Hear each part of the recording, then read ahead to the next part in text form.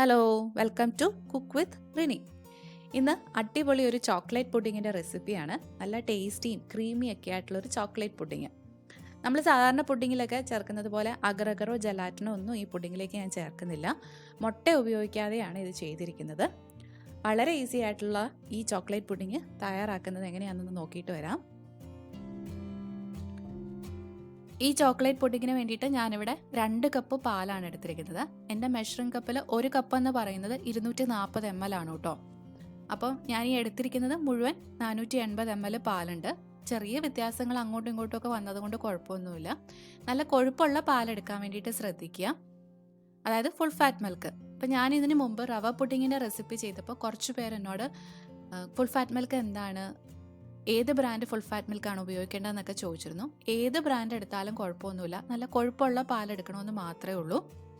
നമ്മൾ പുഡിങ്ങൊക്കെ ചെയ്യുമ്പം നല്ല ക്രീമി ആയിട്ടുള്ളൊരു ടെക്സ്ചർ കിട്ടാൻ വേണ്ടിയിട്ട് കൊഴുപ്പുള്ള പാലെടുക്കുന്നത് തന്നെയാണ് നല്ലത്. പിന്നെ വേണ്ടുന്നത് 1/2 കപ്പ് പഞ്ചസാര, 1/4 cup cocoa powder, unsweetened cocoa പൗഡറാണ്. പിന്നെ ഇത് സെറ്റ് ചെയ്യാൻ വേണ്ടിയിട്ട് ഞാനിവിടെ അഗർഅഗറോ ജലാറ്റിനോ ഒന്നും അല്ല ഉപയോഗിക്കുന്നത്, പകരം കോൺഫ്ലവർ ആണ്. അപ്പോൾ നമ്മുടെ എല്ലാവരുടെയും വീട്ടിൽ തന്നെ കാണുന്ന ഒരു ഇൻഗ്രീഡിയൻ്റ് ആണ് ഈ കോൺഫ്ലവർ എന്നുള്ളത്. 3 ടേബിൾ സ്പൂൺ കോൺഫ്ലവർ ആണ് ഞാനിവിടെ എടുത്തിരിക്കുന്നത്. പിന്നെ വേണ്ടുന്നത് 2 table spoon unsalted butter, 1/2 teaspoon vanilla essence. അത് ജസ്റ്റ് ഒരു ഫ്ലേവറിന് വേണ്ടിയിട്ട് ചേർക്കുന്നു എന്നുള്ളതേ ഉള്ളൂ, നിർബന്ധമൊന്നുമില്ല. ഒരു നുള്ള് ഉപ്പ്, ടേസ്റ്റൊക്കെ ഒന്ന് ബാലൻസ് ചെയ്യാൻ വേണ്ടിയിട്ടാണ് ആ ഉപ്പ് ചേർക്കുന്നത്.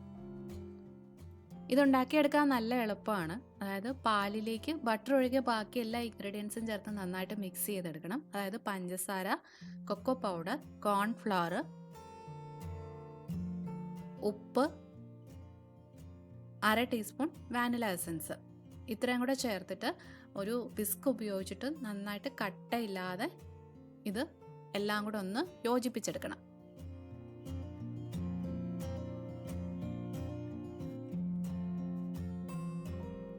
ഇതായപ്പം അതെല്ലാം കൂടെ നന്നായിട്ട് യോജിപ്പിച്ചെടുത്തിട്ടുണ്ട്. കൊക്കോ പൗഡറും കോൺഫ്ലവറും എല്ലാം പാലിലേക്ക് നന്നായി മിക്സായി കിട്ടിയിട്ടുണ്ട്. ഇനി നമുക്ക് അടുപ്പിലേക്കൊരു സോസ് പാൻ വെച്ച് കൊടുക്കാം. അതിലേക്ക് നമ്മൾ ഈ തയ്യാറാക്കി വെച്ചിരിക്കുന്ന മിക്സ് ഉണ്ടല്ലോ, പാലും കൊക്കോ പൗഡറും കോൺഫ്ലവറും എല്ലാം കൂടെ ചേർത്തിട്ടുള്ളത്, അത് ഒഴിച്ചു കൊടുക്കാം. എന്നിട്ട് ഒരു ലോ ടു മീഡിയം ഫ്ലെയിമിൽ ഇട്ട് കൊടുത്ത് ഇളക്കി കൊടുത്തുകൊണ്ടേ ഇരിക്കണം. നമ്മൾ കോൺഫ്ലവർ ചേർത്തിരിക്കുന്നത് കൊണ്ട് തന്നെ നന്നായിട്ടൊന്ന് ചൂടായി വരുമ്പോഴത്തേക്കും ഇതൊന്ന് കുറുകി കിട്ടും. അപ്പം കൈവിടാതെ ഇളക്കി കൊടുത്തോണ്ടേ ഇരിക്കാൻ വേണ്ടിയിട്ട് ശ്രദ്ധിക്കുക. അല്ലാന്നുണ്ടെന്നുണ്ടെങ്കിൽ ഇത് പെട്ടെന്ന് അങ്ങ് അടുക്കി പിടിക്കുകയും കട്ട കെട്ടുകയൊക്കെ ചെയ്യും. ഇപ്പോൾ ആ പാല് ചെറുതായിട്ടൊന്ന് കുറുകി തുടങ്ങിയിട്ടുണ്ട്. ഇനി പെട്ടെന്ന് തന്നെ ഇത് നന്നായിട്ട് തിക്കാവും. അപ്പോൾ ഇളക്കി കൊടുത്തോണ്ടേ ഇരിക്കുക.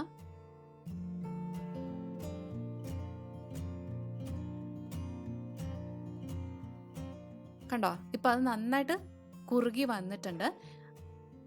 അപ്പോൾ ഈ പരുവാകുമ്പോൾ നമുക്കിനി തീ ഓഫ് ചെയ്യാം.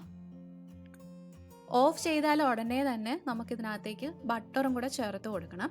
അപ്പോൾ ഈ ചോക്ലേറ്റ് മിക്സിൻ്റെ ആ ചൂട് കൊണ്ട് ബട്ടർ ഇതിനകത്ത് കിടന്ന് ഉരുക്കി അതിനകത്തേക്ക് അങ്ങ് ചേർന്നോളും. ബട്ടർ ചേർത്തിട്ട് നമ്മുടെ വിസ്ക് വെച്ചിട്ട് ഇളക്കി കൊടുത്തോണ്ടേ ഇരിക്കുക. പിന്നെ ഇത് കുറച്ചൊന്ന് ചൂടാറുന്നിടം വരെ ഇങ്ങനെ ഇടയ്ക്കിടയ്ക്ക് ഇളക്കി കൊടുത്തോണ്ടിരിക്കണം. അല്ലെന്നുണ്ടെങ്കിൽ ഇതിൻ്റെ മുകളിലൊരു പാട പോലെ ഫോം ചെയ്യും. ഇത് ബേസിക് ആയിട്ടുള്ളൊരു പുഡിംഗ് റെസിപ്പിയാണ്. അപ്പോൾ നിങ്ങൾക്ക് ഇതിനെ കുറച്ചുകൂടെ റിച്ച് ആക്കണമെന്നുണ്ടെന്നുണ്ടെങ്കിൽ, അതായത് കുറച്ചുകൂടെ ഒരു ചോക്ലേറ്റ് ഫ്ലേവർ വേണമെന്നുണ്ടെന്നുണ്ടെങ്കിൽ ഇതിനകത്തേക്ക് ഒരു 2-3 ടേബിൾ സ്പൂൺ ഡാർക്ക് ചോക്ലേറ്റോ സെമി സ്വീറ്റ് ചോക്ലേറ്റോ ഒക്കെ ഗ്രേറ്റ് ചെയ്ത് ചേർക്കാം. അല്ലെന്നുണ്ടെങ്കിൽ ചോക്ലേറ്റ് ചിപ്സ് വാങ്ങിക്കാൻ കിട്ടും, അതാണെങ്കിലും ചേർത്ത് കൊടുത്താൽ മതി. ഞാൻ ഇത് 3ഉം വെച്ച് ട്രൈ ചെയ്തിട്ടുണ്ട്. അതായത് ഞാൻ ഈ കാണിക്കുന്ന റെസിപ്പിയും അതിനകത്തേക്ക് ഡാർക്ക് ചോക്ലേറ്റും സെമി സ്വീറ്റ് ചോക്ലേറ്റും ഒക്കെ ചേർത്തിട്ട് ഞാൻ ട്രൈ ചെയ്തിട്ടുണ്ട്. ഇവിടെ എല്ലാവർക്കും ഇഷ്ടമായത് ഇപ്പം ഞാൻ ഈ കാണിക്കുന്ന റെസിപ്പിയാണ്. അങ്ങനെ നിങ്ങൾ ഡാർക്ക് ചോക്ലേറ്റ് ഒക്കെ ചേർത്ത് കൊടുക്കുന്നുണ്ടെങ്കിൽ നമ്മൾ ബട്ടർ ചേർക്കുന്ന കൂട്ടത്തിൽ ചേർത്ത് കൊടുക്കണം. അപ്പോൾ ആ ചൂടിൽ അതങ്ങ് അലിഞ്ഞ് ഇതിനകത്തേക്ക് ചേർന്നോളും. നമ്മുടെ പുഡിങ്ങിൻ്റെ മിക്സിൻ്റെ ആ വലിയ ചൂടൊക്കെ ഒന്ന് മാറിയിട്ടുണ്ട്, എന്നാൽ റൂം ടെമ്പറേച്ചറിലേക്ക് ആയിട്ടില്ല.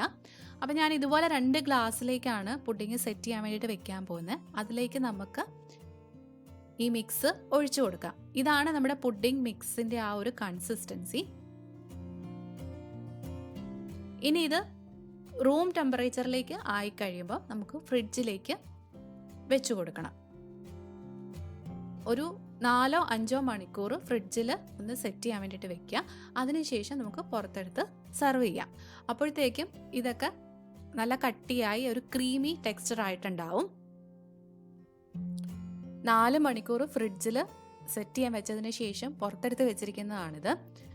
നന്നായിട്ട് ഇപ്പം നമ്മുടെ പുഡിങ് സെറ്റായി കിട്ടിയിട്ടുണ്ട്. ഇനി ഒരു ഭംഗിക്ക് വേണ്ടിയിട്ട് ഇതിൻ്റെ മുകളിലേക്ക് നമുക്ക് കുറച്ച് ചോക്ലേറ്റ് ചിപ്സും കൂടെ ഇട്ട് കൊടുക്കാം.